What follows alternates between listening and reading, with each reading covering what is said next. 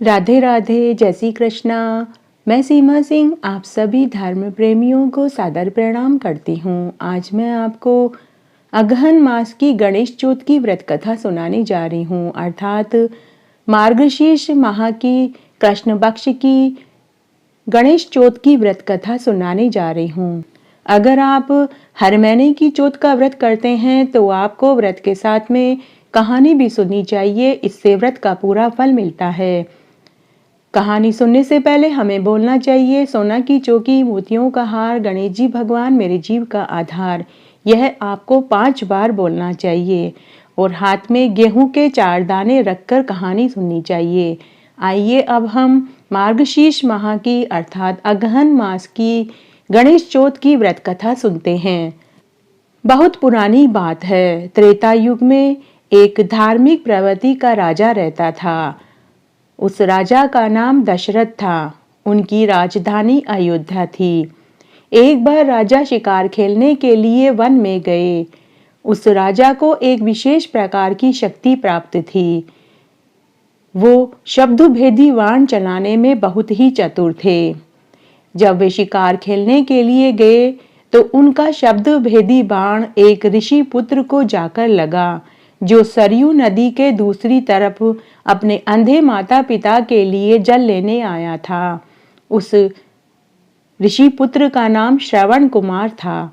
बाण के लगते ही वह आह की आवाज करके बेहोश हो गया। राजा को जब आह की आवाज सुनी तो राजा बहुत दुखी हुआ और वह नदी के दूसरी तरफ उस ऋषि पुत्र के पास पहुंच गया। और जब उन्होंने देखा कि उनका बाण किसी मृग को लगने की बजाय एक ऋषि पुत्र को लग गया है तो उन्हें बहुत दुख हुआ। उन्हें लगा कि उनका शब्द भेदी बाण आज निरर्थक हो गया। उनकी शब्द भेदी बाण चलाने की शिक्षा अधूरी रह गई है। राजा ने उस ऋषि पुत्र के सिर को अपने गोदी में लिया और ऋषि पुत्र से क्षमा मांगने लगा। तब वह ऋषि पुत्र श्रवण कुमार राजा दशरथ से बोला कि हे राजन, आपने मुझ निरपराध के ऊपर बाण क्यों चलाया।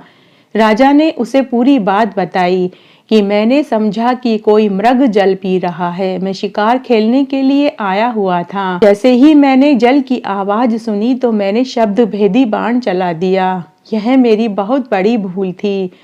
मुझे शब्द भेदी बाण चलाना नहीं चाहिए था। और उस मृग की जगह जब मैंने तुम्हें यहाँ पाया तो मुझे और भी दुख हो रहा है। क्या तुम मुझे मेरी गलती के लिए माफ कर दोगे। तब वह श्रवण कुमार बोला कि हे राजन, मैं अपने अंधे माता पिता को तीर्थ यात्रा के लिए लेकर जा रहा था। एक तो मेरे अंधे माता पिता की तीर्थ यात्रा अधूरी रह जाएगी, दूसरा मैं उनके लिए जल लेने आया था। मैं उन्हें जल भी नहीं पिला पाऊंगा। हे राजन, यह जल आप मेरे माता पिता को पिला देना। अगर मेरे माता पिता ने आपको माफ कर दिया तो मैं भी आपको माफ कर दूंगा। ऐसा कहते ही ऋषि पुत्र श्रवण कुमार की मृत्यु हो गई और उसके प्राण पखेरु उड़ गए। राजा बहुत दुखी हुआ और दुख के साथ राजा कलश में जल भरकर श्रवण कुमार के अंधे माता पिता के पास पहुंचा। आहट सुनकर अंधे माता पिता ने कहा कि कौन है।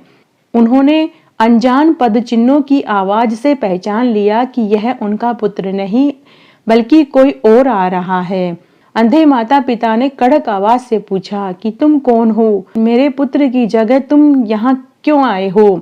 मेरा पुत्र कहाँ है। तब राजा ने श्रवण कुमार के अंधे माता पिता को पूरी घटना विस्तार से बताई और उनसे माफी मांगी।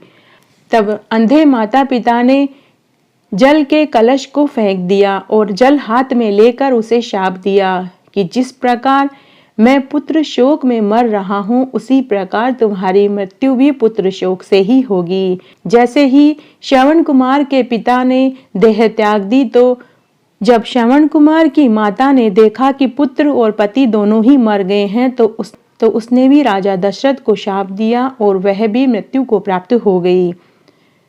राजा दशरथ ने पुत्र प्राप्ति के लिए अनेक यज्ञ किए, तब उन्हें श्री रामचंद्र जैसा पुत्र पैदा हुआ।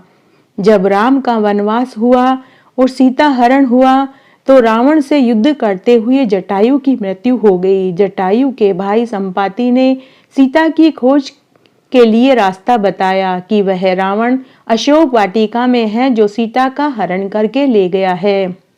साथ ही उसने यह भी बताया कि यदि गणेश जी की कृपा हनुमान जी प्राप्त कर लें तो सीता का पता लग सकता है।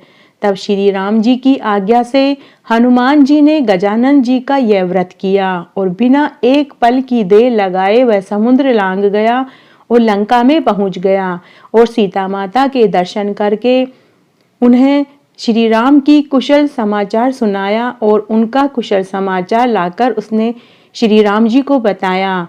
राम ने उसके बाद लंका पर विजय करी और जानकी को वहां से मुक्त कराया। इसलिए कहते हैं मार्गशीर्ष माह के कृष्ण पक्ष की गणेश चौथ का व्रत करने से मनुष्य की सारी विपदाएं दूर हो जाती है। इस तरह आज मैंने आपको मार्गशीर्ष माह की कृष्ण पक्ष की गणेश चौथ का व्रत कथा सुनाई। आशा करती हूँ यह आपको जरूर पसंद आएगी। मेरे साथ बने रहने के लिए आपका धन्यवाद।